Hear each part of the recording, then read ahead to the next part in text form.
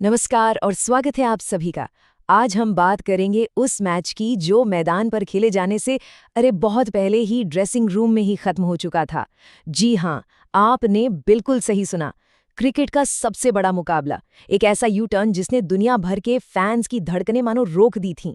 ये सिर्फ एक मैच की कहानी नहीं है, बल्कि एक कहानी है पर्दे के पीछे चली जबरदस्त डिप्लोमेसी की और क्रिकेट के लिए दीवानगी की।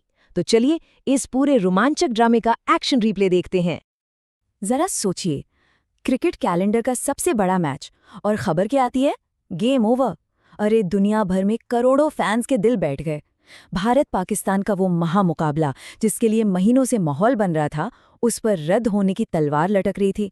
ऐसा लगा जैसे टॉस होने से पहले ही नतीजा आ गया हो। और नतीजा था, मैच नहीं होगा। तो सवाल यही उठता है कि जो मैच आउट दिया जा चुका था, वो अचानक से नॉट आउट कैसे हो गया? बॉयकॉट से लेकर गेम ऑन तक का ये सफर आखिर तय कैसे हुआ? चलिए इस पूरे मामले पर अब डालते हैं एक थर्ड एम्पायर वाली नज़र और देखते हैं कि पर्दे के पीछे असल में कौन सा खेल चल रहा था।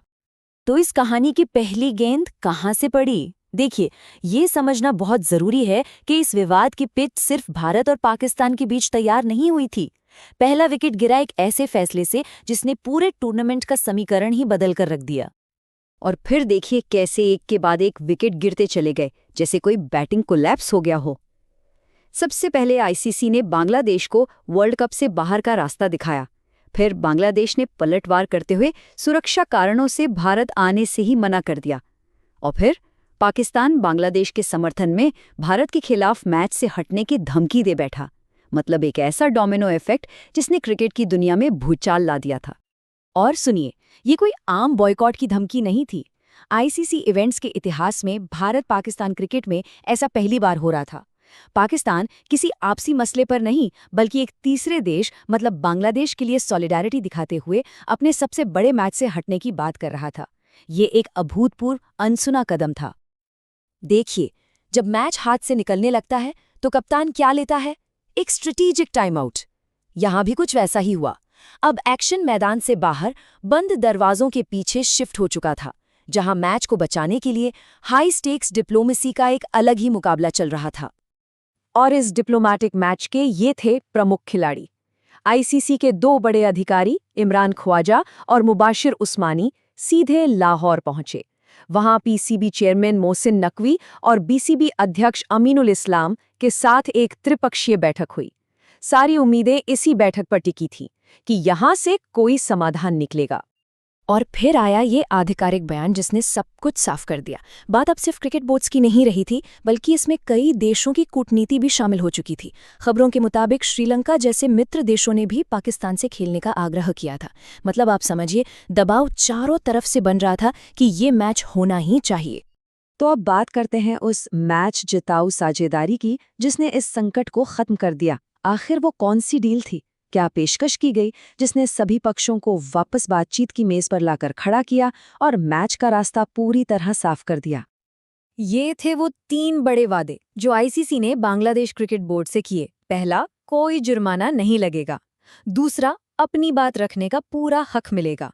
और तीसरा, भविष्य में एक बड़े आईसीसी टूर्नामेंट की मेजबानी का पक्का आश्वासन। बस यही वो डील थी जिसने बांग्लादेश का गुस्सा शांत किया और पाकिस्तान के बॉयकॉट की वजह को ही जड़ से खत्म कर दिया। और इस पूरे ड्रामे के पीछे एक बहुत बड़ा खिलाड़ी था, पैसा।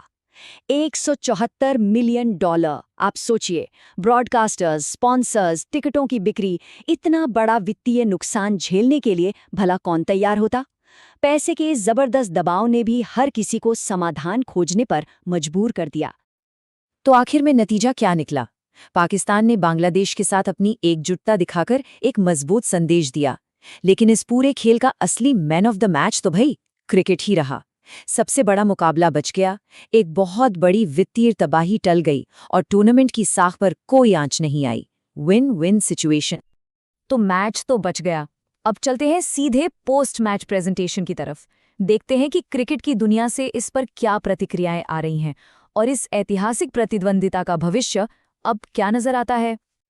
ये प्रतिक्रिया आई भारतीय क्रिकेट बोर्ड की तरफ से, जिन्होंने साफ तौर पर एक राहत की सांस ली। बीसीसीआई के उपाध्यक्ष राजीव शुक्ला ने आईसीसी की मध्यस्थता की खुलकर तारीफ की और कहा कि उन्होंने इस बड़े संकट को टालकर एक बड़ी उपलब्धि हासिल की है। और इस संकट के सुलझने के साथ ही एक पुरानी मांग ने फिर से जोर पकड़ लिया है। इंग्लैंड के पूर्व कप्तान माइकल वॉन का मानना है कि अब समय आ गया है कि भारत और पाकिस्तान के बीच किसी न्यूट्रल वेन्यू पर, जैसे कि इंग्लैंड में, एक टेस्ट सीरीज भी होनी चाहिए। अरे फैंस के लिए इससे बड़ी खबर और क्या हो सकती है। डिप्लोमेसी और बातचीत अपनी जगह, लेकिन अब सारा फोकस वापस 22 गज की पट्टी पर आ गया है और भारत के पूर्व कप्तान दादा सौरव गांगुली ने अपने अंदाज में साफ कर दिया है कि मैदान पर कोई रियायत नहीं होगी, मुकाबला कड़ा होगा और टीम इंडिया इसके लिए पूरी तरह तैयार है। और ये स्लाइड हमें याद दिलाती है कि ये प्रतिद्वंदिता इतनी खास क्यों है। सोच कर देखिए, लगभग 19 साल, एक पूरी पीढ़ी बड़ी हो गई है जिसने इन दोनों टीमों को द्विपक्षीय टेस्ट सीरीज में आमने सामने खेलते हुए नहीं देखा। यही वजह है कि आईसीसी टूर्नामेंट्स का हर एक मैच फैंस के लिए किसी फाइनल से कम नहीं होता। तो अंत में एक बड़ा सवाल, जिसका जवाब शायद आज किसी के पास नहीं है। क्या इस संकट का समाधान क्रिकेट डिप्लोमेसी में एक नई पारी की शुरुआत है, जहां बातचीत से रास्ते निकल सकते हैं, या फिर ये सिर्फ एक अस्थायी पैचवर्क था और अगला बड़ा विवाद बस कुछ ही ओवर दूर है? इसका जवाब तो अब वक्त ही देगा।